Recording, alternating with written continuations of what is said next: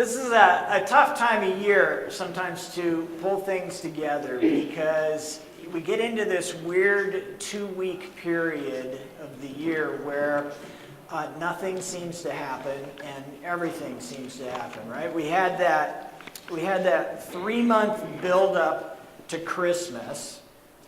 From October, November, it's on. October, November to December. So build, Christmas Day, shabam, it's over and everybody can relax. Sometimes you can relax, sometimes you still have people in the house, sometimes you have new visitors that are coming to see you. So it's hectic at home, it's hectic in other places.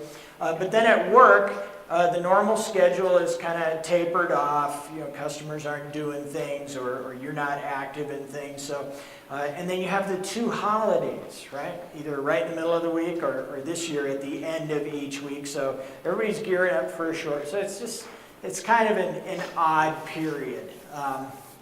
And we have Christmas. Of course, all that build up to that. And Christmas is over, and then what do? We start looking forward to New Year's. New Year's. We see the calendar turning. We see an extra digit being added to the year, and we start thinking about new things. We start thinking about not just a new year, but we start thinking about things we want to have new in our lives, how we want to be different, or we want to act different, or we want to have something different. A lot of times we talked last year about making resolutions. If you remember, we set our resolutions in the first week of the year, and I think by the second week, we were tapering off on a pretty sharp decline there as far as keeping up the resolutions. And then by week 3, we were pretty well bottomed out. Resolutions are an unusual thing. You make a decision. You say, I want to change something about my life. Maybe just minor stuff. I wake up and I say, okay, I weigh 300 pounds. I probably shouldn't weigh 300 pounds anymore. So I make a commitment that I'm going to do that. And then maybe don't always keep it. Or I'm going to, what was the other one we were talking about? I'm going to exercise 8 times a week, right? I'm going to run every day. And you're laughing because I know you set this. So I'm going to exercise 8 times a week. I'm going to run every day. I'm going to lift weights, get all buff and stuff. And then it gets cold one day. So, well, maybe I won't go today. It's that kind of thing. There's other things, right? I don't know, maybe we want to save more money, maybe we want to invest more money, get more, whatever those kinds of things. Those are minor changes. But a lot of times we see the calendar turn, we see a new year coming, and we say, forget this little stuff. Forget these little minor changes. I want a whole new me. I want a whole new me. So come January 1st, I'm going to be a completely different person. I'm not going to be, whatever it is I am right now, I'm going to be the exact opposite of it. And so much so that somebody would look at my life and they would say, wow, you have completely changed. You are not anything close to the person that you were 24 hours prior on December 31st.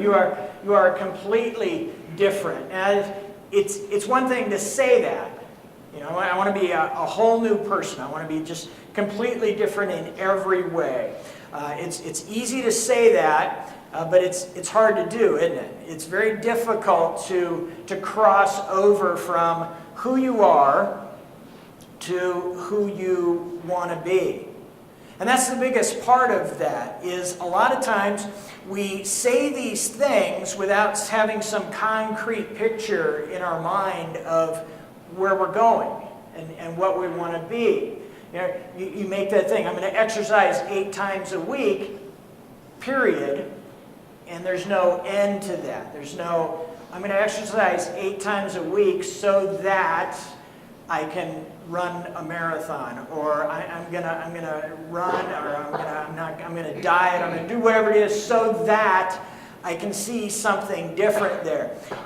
It's one thing to say I'm going to change, but it's a whole other thing to say I'm going to change to that. to have something concrete in mind. When we begin talking about being a new person, for Christians, that new person should be, I'm going to change into the person that God intends for me to be. I am going to be the person that God has fashioned me to be, that He has put His Spirit in me to be, that He has wired me to be. A lot of times we find ourselves in life completely different from that, or not completely, but somewhat different from what God intends for us to be. And we feel a little edgy or a little off course in some things because that's the Spirit telling us, hey, God hasn't wired you to do this. He's wired you to do this. He's wired you to be this way. And so when we look at being a whole new you, we want to be a new you in the new year, we look in terms of going to the Scriptures and seeing what God says as far as what a whole new you is.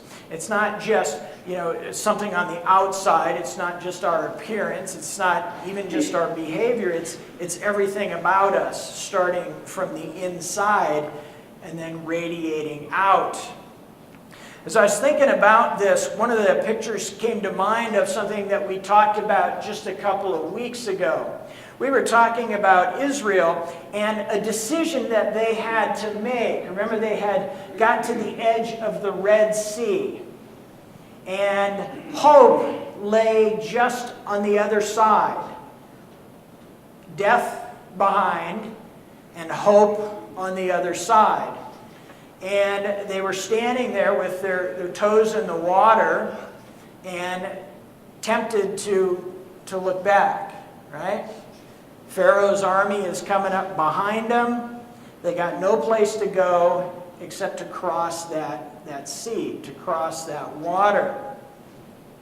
When they got there, they got their feet in the water, and they realized there's no way to go back now, and all they can see is this deep water in front of them. Their thoughts are starting to turn a little bit. Their thoughts are saying, okay, so you've brought us here to die, instead of back in Egypt. You've brought us here. You've brought us here where there's no option except to wade into the ocean and die out there. We have no way to be something different. And God is watching this. God has orchestrated this movement as an example of trust, as a test of trust and faith. God has brought them up to this shoreline where they have no option other than to trust in God. God has set them free. God has given them a leader. Their leader has brought them to this point. Tragedy, death, destruction, everything is coming up behind them. They have no further options other than to trust God at this point. And still, at this point, with all of their history in mind, with all of everything God has done for them fresh in their mind, you still have that moment of doubt, that moment of questioning. It would have been better to stay back there. It would have been better to stay in bondage. At least we would still be alive. At least. Now, I bring that up because so often when we say we're going to make these changes, we say, okay, January 1st, change. I'm going to start doing this. If we don't have a concrete picture of where we're going, if we don't trust that we can actually be in that place or be that person or see that change in our life, nothing's going to happen. You say, I'm going to exercise, I'm going to do this, I'm going to save more money, I'm going to give more, whatever it is, and then you put a period there and you'll stop. You'll stop. I guarantee by January 2nd you will have forgotten that change because you have nothing going forward. You have no picture. When you use that example of Israel, when you set that in your mind, you see the two components of change, two components of a transformation in a person. Number one, you have to realize that you can no longer be where you are. You can no longer be the person that you are. You can no longer be in the life that you're in. You can no longer be doing the things that you're doing. Whatever it is, whatever it has to change, You have to come to the resolution within yourself that this is it. I can't do this anymore. So if I wake up and I weigh 300 pounds, I have to have it firmly fixed in my mind that I can't weigh 300 pounds anymore. Now, one thing about us as human beings, is that we are masters of self-deceit. We can convince ourselves of anything. Right? You know that. You know that to be true. You could be 300 pounds like me. We could be standing side by side here, 600 pounds of us, and we could convince ourselves that it would be okay. We could not only convince ourselves that it would be cool to be 300 pounds, we'd go out and eat a pound of cookies, okay? Because we would be that convinced. We, in ourselves, are masters of deceiving ourselves, of telling ourselves that it's okay. We talked about that in terms of sin over a number of times. We can tell ourselves, we can convince ourselves, hey, this is okay. Remember, this isn't so bad.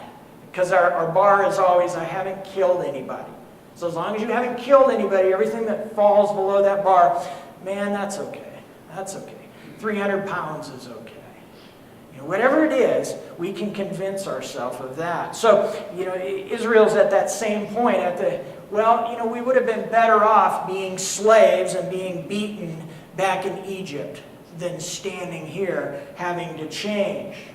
So they had to make up their mind, number one, that it was going to be better to be here and to change and to be someplace else than it was to be back where they were. It's the same for us. It's better for us to realize that we can no longer stay who we are or what we are or doing what we're doing.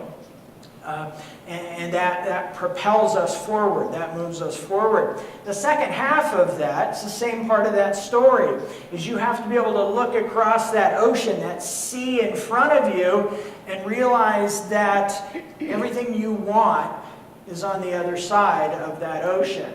Now, as they were there with their toes in the water, and the army is getting closer and closer behind them, they knew up here that everything that they wanted was just on the other side of that ocean.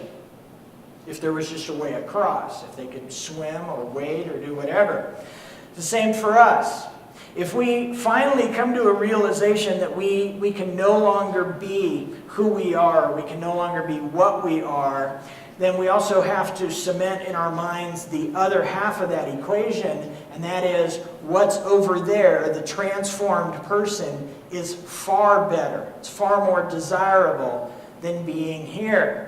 Now, Christians made that step as the initial foray into the life of Christ. They said, I can no longer stay in my lost state. I can no longer stay as a lost person. I have to take that step. Even though I don't know what it fully means, I don't know what's going to happen for sure when I take that step. I don't know. But I'm convinced that being a son or daughter of God is better than not being a son or daughter of God. So, come back with me. We talk about making changes. We have realized where we are today, who we are, whatever our condition is, whatever's going on. We realize that to be a different person, to be the person that God intends for us to be, is much more advantageous, much more beneficial. It's just much better than where we are today. So we make the decision, we look and we have a vision, we understand where we can be, and that allows us to make the change. If either part of that equation is missing, change will never take root. You say, I'm going to go exercise. Okay, you're going to go exercise because you want to live to be 100 years old, right? Is that what it was? Okay. Bob wants to live to be 100 years old, so he's going to exercise 12 times a week from now on. He says, I can't stay here, and what's over there, living to be 100, is better than where I'm at. So that's the kind of thing that will make your change stick, make your transformation occur. If you don't do those things, if you miss one part of that, if you just say, well, I can't stay here, but you have no vision for what's over there, Don't move. You won't move because you don't have anything that's going to compel you to get out of bed and put your sneakers on and go exercise. But if you have a vision, if you have the other half of that, you have a vision that keeps you moving towards it, then the transformation will set in. Will take root in there. I use that example of Israel because when Moses is about to send Israel into the promised land, he has in the book of Deuteronomy an entire preparatory sermon. He reminds them of who they were. So listen, you guys were nothing. You were nothing. You were just wandering in the desert. You had no identity, you had no hope, you had nothing. And then God said, you're my guys, you're my people. And so he walks them from that point forward in history, reminding them at every step, this is where you were, and this is where you are now. This is what you were doing, this is what you're doing now. This is what you did before, this is what God expects of you now. And walks them forward. And now, once again, just like when they came to the edge of the Red Sea, they're going to make another journey. They have to cross the river and go into the land that God has promised them. Now remember what's going on before this. They've heard all these wild reports from the spies, and they've done this, and they're scared. They're scared because they're headed into a land that doesn't belong to them. They're headed into territory that is enemy territory. And they're not going to just walk in and say, okay, we're here, and everybody else is just going to leave. They're going to have to fight their way in. They're going to have to maintain that ground and fight across. And Moses has gathered them all up together, and he says, now's the time. Now's the time for you to move. Now's the time for you to change and be the nation that God expects you to be. Now's the time for you to cross that river and be different. And of course, they're hesitant. They're scared. They don't know for sure what's going to happen there. And to make things worse, Moses isn't going to go with them. Remember, Moses had the little incident with the rock. And so God says, you're not going to cross the river. Joshua is my new guy. But Moses says, I'm not going with you, but everything's going to be okay. Joshua is your leader. Joshua is going to lead you forward. But you have to see the advantages of going into the land. Now think about this. If you were Israel, if you were standing there on the precipice of moving into the land, and you know you're going to have to fight your way in, you know that you're going into hostile enemy territory, you know all these things, you know, it would be easier for us to just stay here.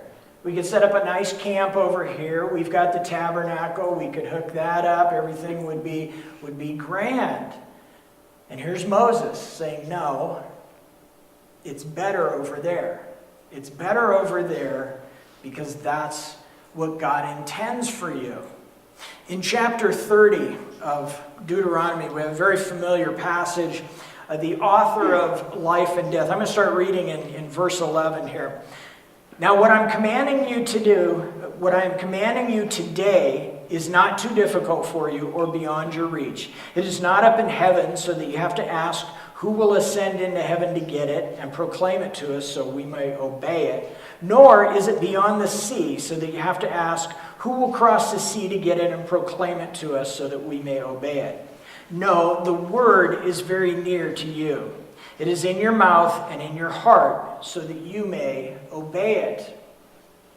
He's given them this principle of change. He's bringing it down to their level. I mean, think about this. They are going to establish a new nation. They're not just crossing the river on vacation. They're not just going to go down and check out the water in the river, dip their toe in it. Nah, it's cold. We're going to go. No, they're crossing the river and they're going to take over. They're going to go into the promised land that God has given them. And Moses knows all the thoughts that are going through. Remember we talked about self-deceit. Here they are, this little tiny nation. They've built up some army and they've got leadership and they're ready to go, but they're not ready to go. They're fearful. They're scared. Oh, I don't think we can do this. Oh, what if God abandons? Oh, what if this, what if this, what if this? And Moses says, look, nothing is beyond you.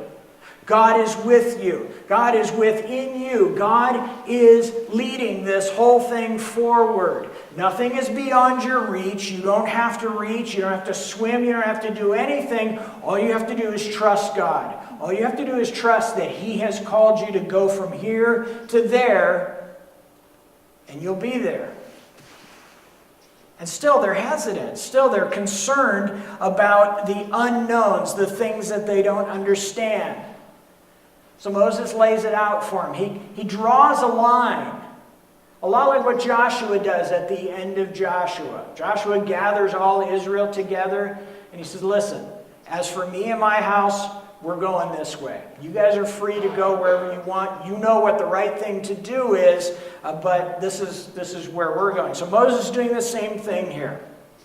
See, I set before you today life and prosperity, death and destruction. For I command you today to love the Lord your God, to walk in obedience to Him, and to keep His commands, decrees, and laws. Then you will live and increase, and the Lord your God will bless you in the land you are entering to possess. So he's painting this picture of the advantage of being there. They have all heard, the whole nation gathered together has heard the advantage of not staying here, but crossing the river and being where God intends for them to be. But Moses continues. But if your heart turns away and you are not obedient, and if you are drawn away to bow down to other gods and worship them, I declare to you this day that you will certainly be destroyed.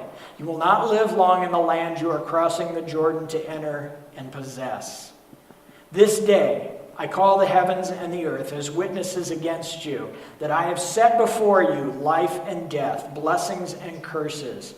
Now choose life so that you and your children may live, and that you may love the Lord your God, listen to His voice, and hold fast to Him. For the Lord is your life, and He will give you many years in the land He swore to give to you and your fathers, Abraham, Isaac, and Jacob. He has painted a picture of the advantage of being in the land. He has made it clear that staying here, of being who they are today, is untenable any further. They can no longer be who they are. To stay here is to die. To stay here is to lead to destruction. To go backwards is to be destroyed. To go in any other direction other than the way that Joshua is going to lead them is doom. So there it is. You can't stay here, and the advantage of crossing that river, I've unfolded it all before you. So choose. Choose. You can choose to stay here. You can choose to go with the rest of the nation and cross the river. But remember what happens if you stay here. Remember what happens if you stay here. Staying here is certain destruction. Going there might lead to destruction, but it's better than staying here. So he's given them this option of changing, of transforming, of being different, of being who God intended for them to be.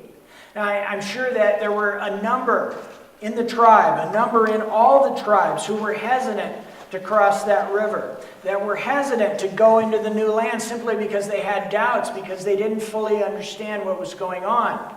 But God made it clear, you can't stay here, and it's better to be there. And the same principle applies to us. If we decide we're going to make changes, we decide we're going to make resolutions, or better than resolutions, we're going to set new goals for ourselves, that we have to decide, just like Israel did, I can't be here. I can't stay here any longer. Now, as a Christian, as a person with the Spirit within you, Spirit will tell you in what areas you can no longer stay here. You may have an area of sin. You may have an area of growth that needs to happen. Whatever it is, the Spirit will point out to you exactly why you can't stay here, why you can no longer continue to be the person that you are, why you can no longer continue to carry yourself the way that you're carrying yourself. You can't do that anymore. So you resolve to change that, but the only way that resolution, the only way that your move to be different is going to work is if you have a crystal clear picture of where you're going. If you have a crystal clear vision of what you can be and who you can be. And that's what God has done for us throughout His Scripture. He has painted a clear picture for all of us what we can be, who we can be, how we can be transformed. He has given us pictures over and over in the pages of the Bible of people who have made the decision to stop being who they were and to be what God intends for them to be. And we see that they step forward not knowing for sure what's going to happen with the next step, not knowing for certain what comes when they step off into that new life, but they have faith, they trust, and they move forward. So, the first of the year is going to come. You're going to turn the calendar. You're going to get that brand new shiny calendar. It's going to be all crisp and clean. And you're going to say, as of this day, I'm going to be different. As of this day, we're going to be different collectively, however you want to look at it. We have decided that we can no longer be who we are. Individually, collectively, however we want to look at that. We have decided that we must be different from who we are. We have decided that this place, this position, this thing that we represent as individuals or collectively, this is just no longer viable. We can no longer be this person or this thing. And so that's step one. Step one is saying, I can't do this anymore for my health, for my psychological health, for my spiritual health. I can no longer be this person. I can no longer be these people. The second step of that is having a vision of what you want to be. A vision of who you can be. A vision of what can be different in your life.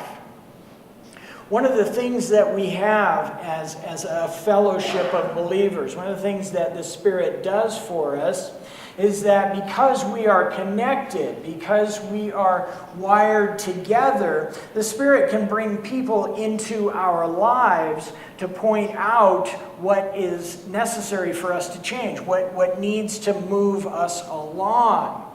You know, sometimes we talked about our ability to self-delude, that we can convince ourselves that everything's okay. But if Bob comes up and he says, hey man, I know you're comfortable at 300 pounds, but maybe you'd look better at 280. You know? Then it's a different story. Then it's somebody from outside, someone who has demonstrated that he is concerned with my health, that he is concerned that I keep buying bigger pants. Whatever it is, he is concerned with that. And so we have together in fellowship this ability to share that gift of understanding with one another. Bob can look at that. We transfer that same idea to our spiritual life. You know, someone may come up to you and say, listen, I've noticed this in your life. I have seen this sin in your life. I have seen this lack of spiritual growth in your life, whichever direction it is. We take that as God speaking through another Christian. We take that as the Spirit being moved in another person to come and tell us that.